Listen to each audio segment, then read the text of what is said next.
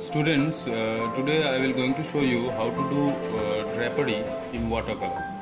So, as you have done lastly that how to do this drapery with pencil shading. So this time we will going to study the same thing, but in color medium. So let's start and see how it can be done. So you will follow the process properly. How I am doing, how I am damping the area, and then I am applying the color. And before doing this coloring part, so as you can see in this drawing, in detailed detailed drawing I have done, where the shadows will come and where these folds are coming. So what are these things? So this is very vital for any medium, whatever you are drawing. So for any medium, this drawing is very much vital, essential. How much detail you can draw. So this is what you have to keep in your mind, and let's start and see how the process is going on. So afterwards, including this drapery, some objects will come here. We will going to place some objects. So in that case, we have to study this drapery. This drapery actually treated as a background. So in front of this drapery there will be objects. So in next videos that thing will come. So before that we need to learn how to do this drapery at first.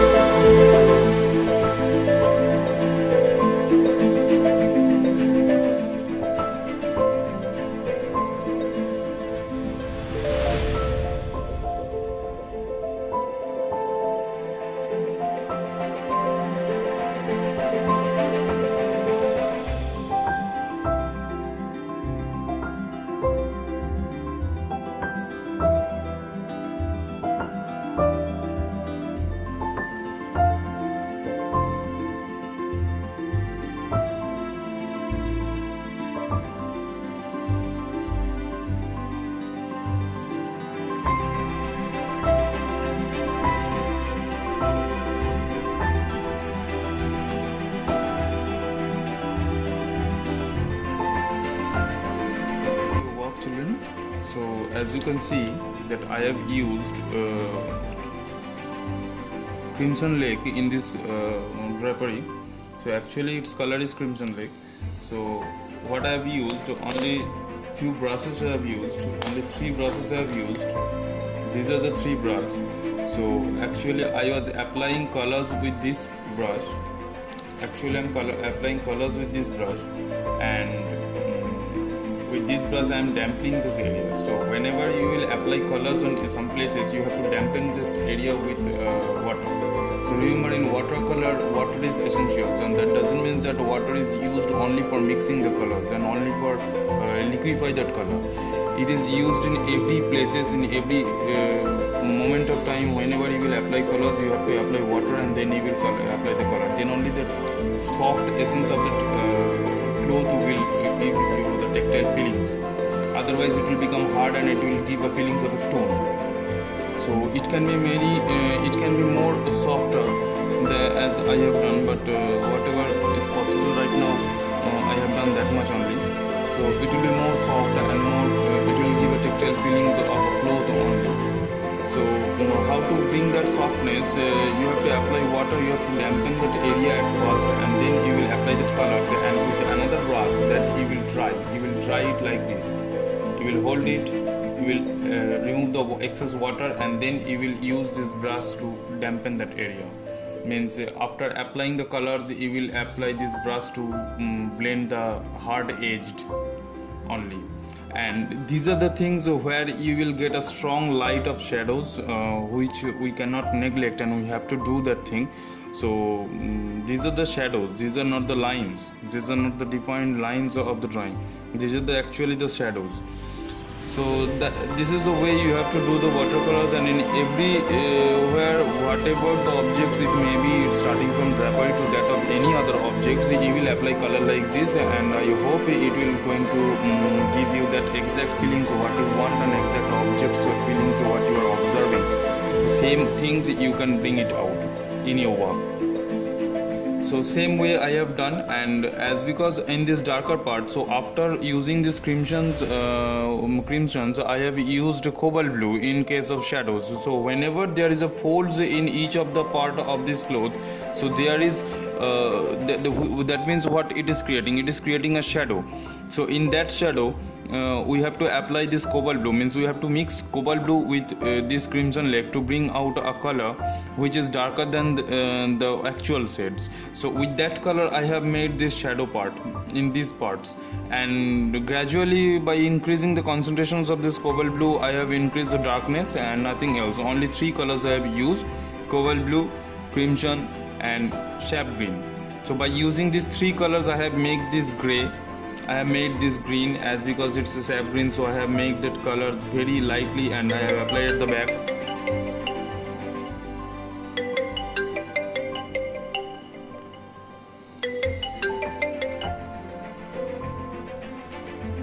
I have made this color at the back, and the rest part I have done with that, mixing this Crimson Lake, cobalt blue and green color in equal proportions to bring out this gray color. So this is a gray tone. It doesn't mean that we have to mix black and white, then only we will get the gray color. This is the color tones which is coming from these 3 colors, blending of this cobalt blue, this Crimson Lake and sap green. By mixing these 3 colors you have got this gray color. So this is the work, this is how you have to do. Observe the videos properly and do it accordingly. So I hope you will understand the things, and remember one thing, with practice you can develop yourself. So by observing you cannot develop only by observing you cannot develop yourself. You have to practice more and more. So it doesn't mean that at a first glance you will going to make something extraordinary. So you have to practice more and more to develop yourself. So thank you children, observe the videos and do it properly. Thank you.